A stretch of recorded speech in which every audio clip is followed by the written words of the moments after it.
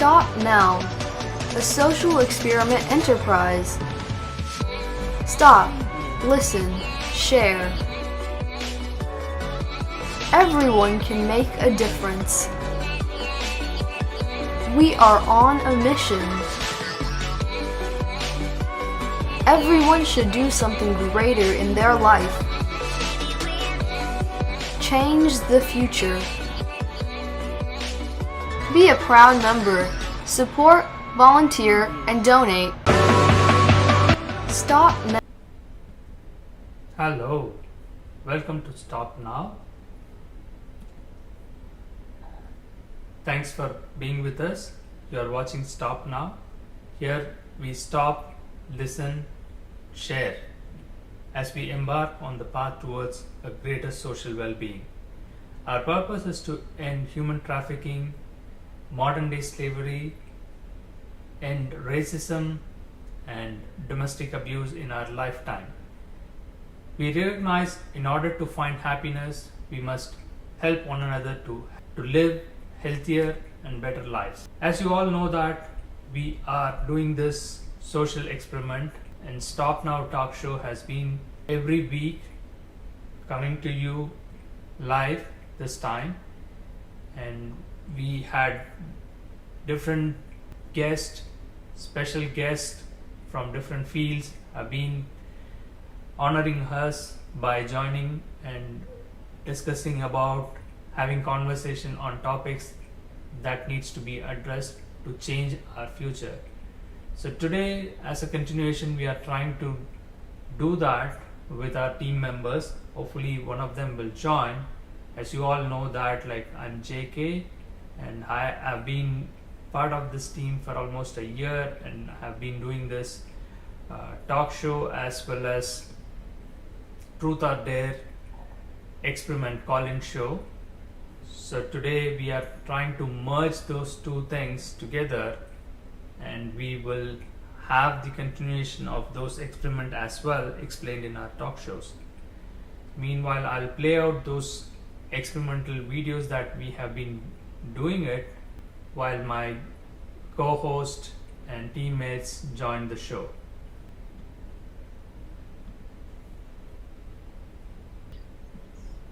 Good. A little bit, but hey, not too bad.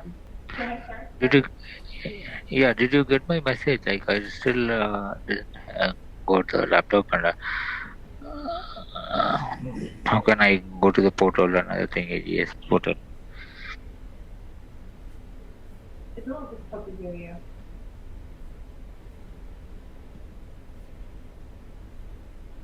Huh? I'm having a hard time hearing you. Yeah, I didn't got any laptop till now. And how do I go to the portal, AGS portal, and know the documents and how to log in? Okay, yeah. You might want to get a headset. It's a little tough. I don't know if it's the laptop.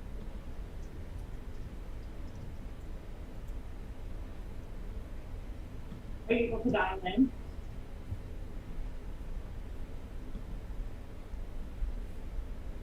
Give me a second.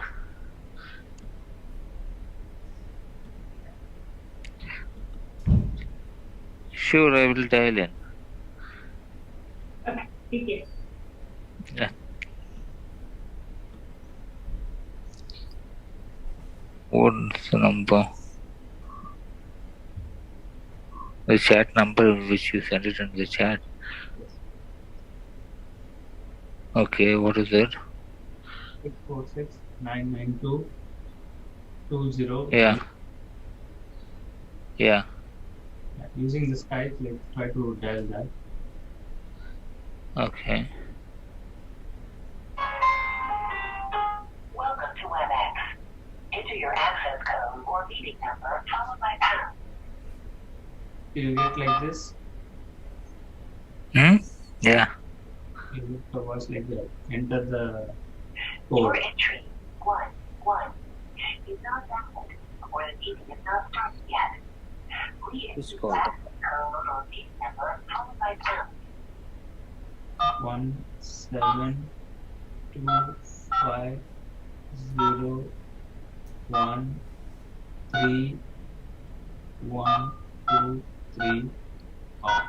your NUID number followed by pound. If you do not know your NUID number, press pound to continue.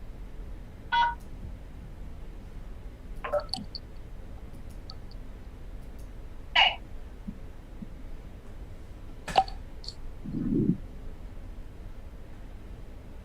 Are you able to hear me? Yeah. That's a little better. Okay. We can get started. I wanted to spend this time, see if you had any questions on the materials I sent over, mainly around like the scope of the project or, how we have things structured.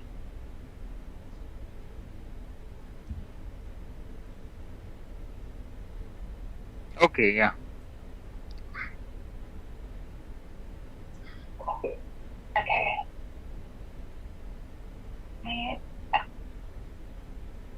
If I can go ahead and just walk you through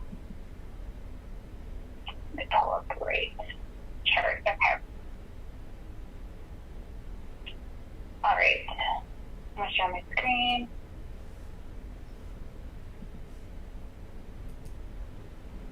Hold on. Okay. Sharing now. Let me know when you can see it.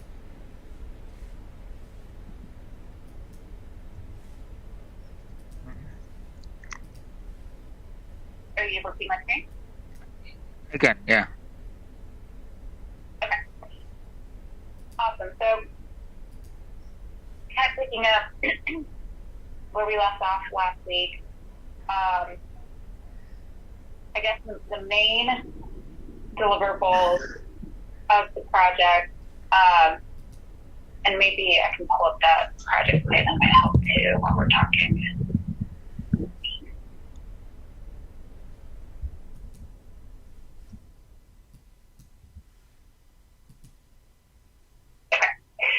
So this is also part of what I sent you last week, but the main deliverables of the project are the API foundational build, ACM developer portal, and the API landing site. Those are the three main items that are being built.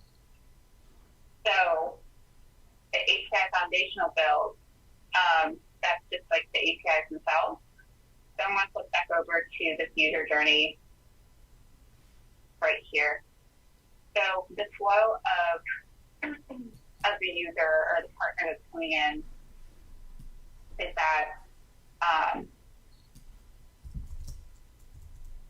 so from a user perspective, it's like if you or I were on like a, I guess diapers, I'll give an example, but like, let's say we had a Costco app on our phone, or we were on the website for Costco, and we were a member, and Costco was partnering with AIG. What the user would see is a little advertisement like this one right here that says, because you're a member with Costco,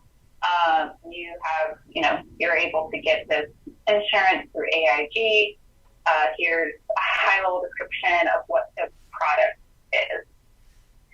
And then it has the option for the user to click Buy Now and go into the customer funnel. So if we click Buy Now, we would be directed to a screen that has the basic plans or like the plan options.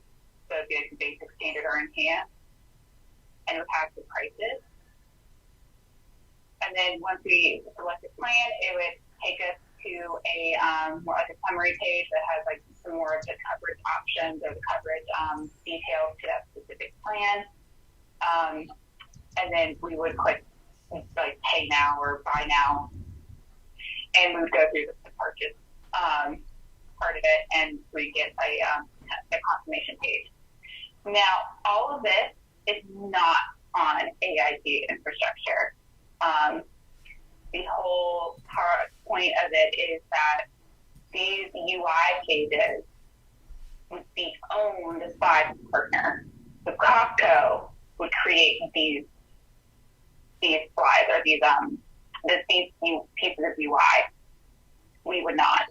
All we would provide are the APIs for them to be able to get the pricing, to get the plan details, to be able to get the coverage information. That's all that we would be doing. And obviously, we would have the APIs that would actually issue the policy on the back end. But all this would be in the partner ecosystem, and all the user would see is the advertisement. They'd see the plan detail page, summary page, and a confirmation page. They would not be redirected to AIG. Questions on Yeah. user journey part?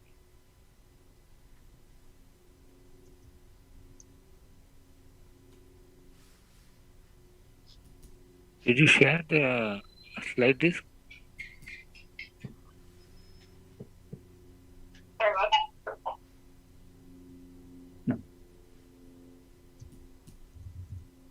Can you repeat your question?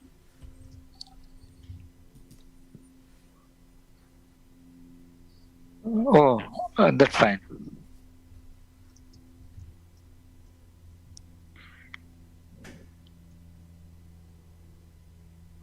Repeat the question. I'm taking a note. You asked the question. It's kind of breaking up. Are you good with this slide? Yes. Okay. So that's the user side of it. Another view that I can send over to you that would help too.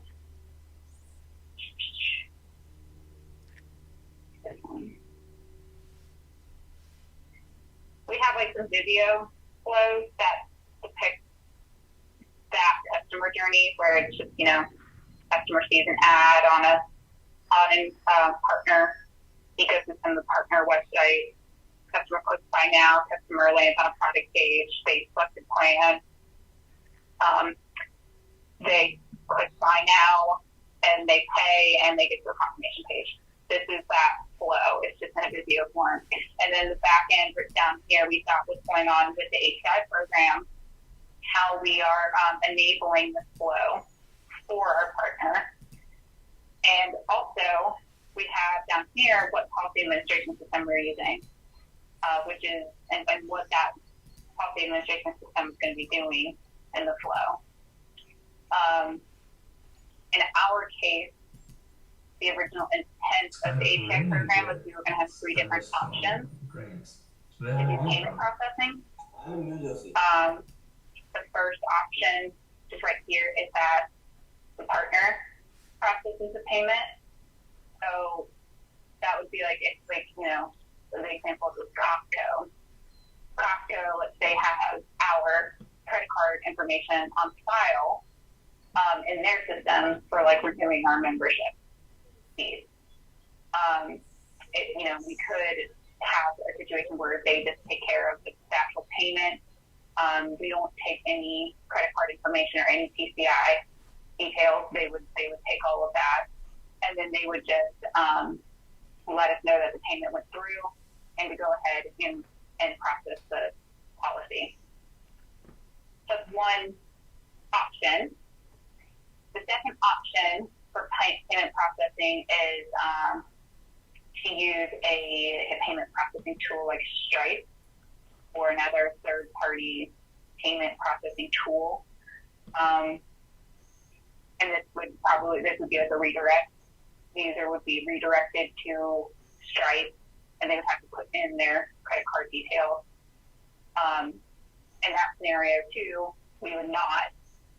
AIG would not touch any credit card information.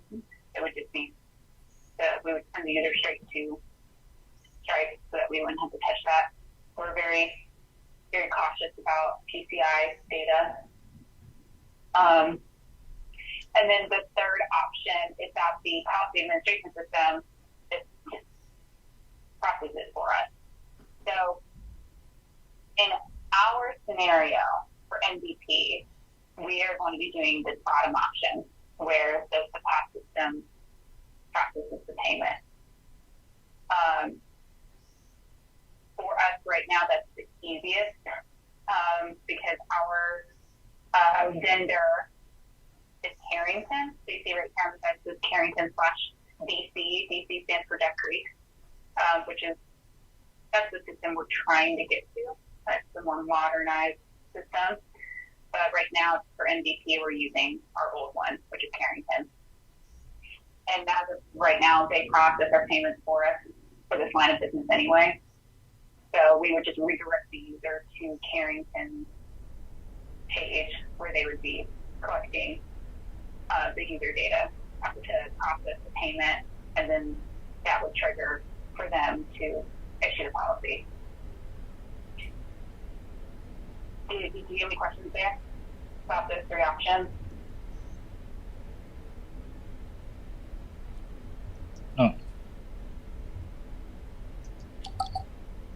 Okay. Yeah, just stop me at any point that you have any questions. But the first two options, I think, are going to be more of a post MVP. Like that's going to be a decision as like which payment method to do is going to be determined based off of the partners that we land. You know, if they have the ability to process the payment, we might explore letting them do it. But so far, you know, we haven't seen from a partner that is able to do that. So, and this is just some scenarios we've got. So yeah, so after the payment process, that's where, you know, this tail end of the flow is just demonstrating that we actually collect the details, the payment details, and that, you know, the policy is written and bound. We're generating a policy number and a confirmation number, which is sent back to the partner's UI so that it can be displayed on the confirmation page. And then we would need to, of course, store all this information, customer data in the back end in our DBs, and send them an email with a confirmation number and their policy packet.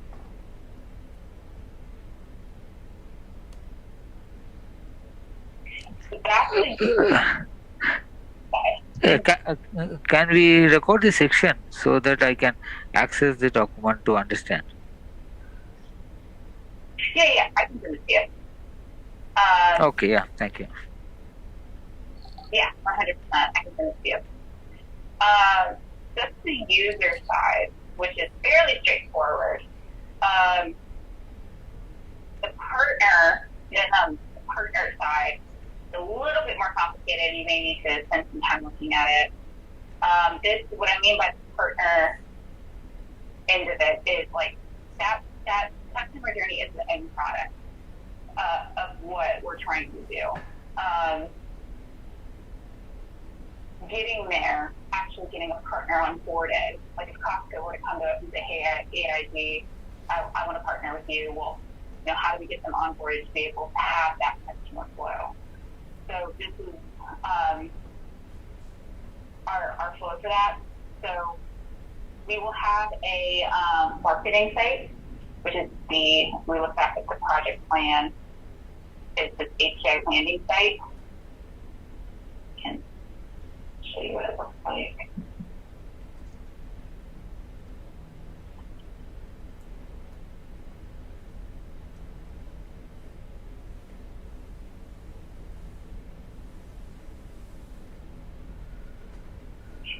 So the marketing website is going to be hosted on AEM, and it's going to look like this.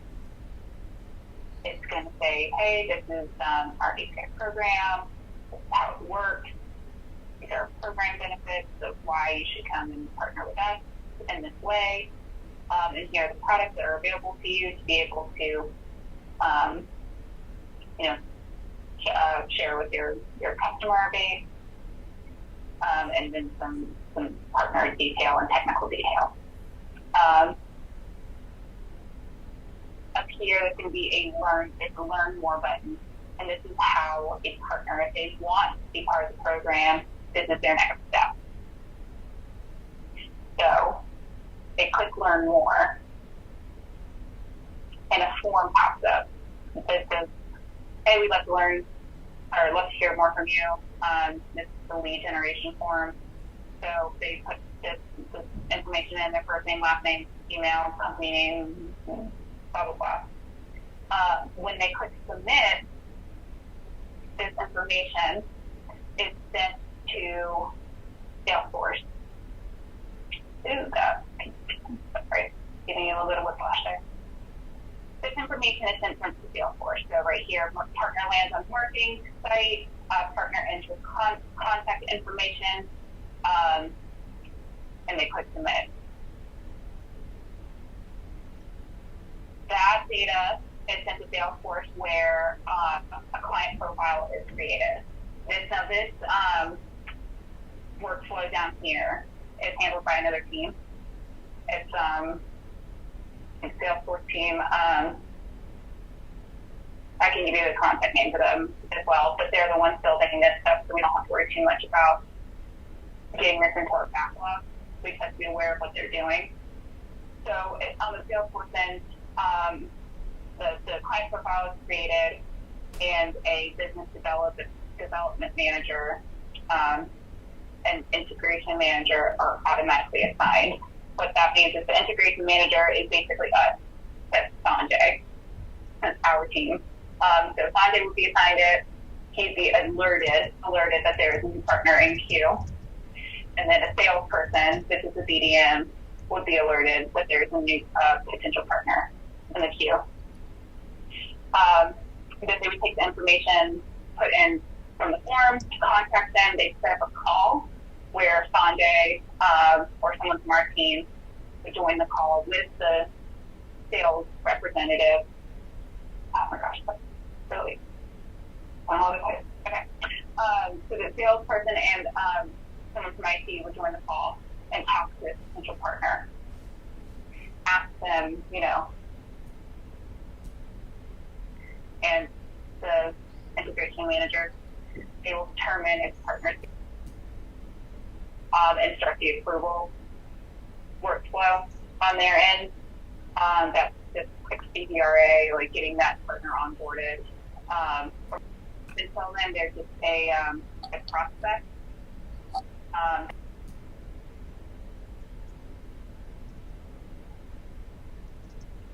For this, you just can explain.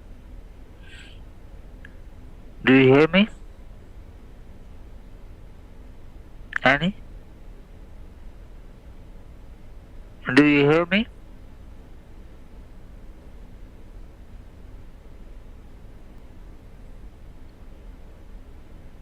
Well, we had a technical problem during the experiment. This is what has happened, like when we had different team members joining on the same call, and we are trying to mimic that, and Shiva was struggling, and that's how we ended up on this call.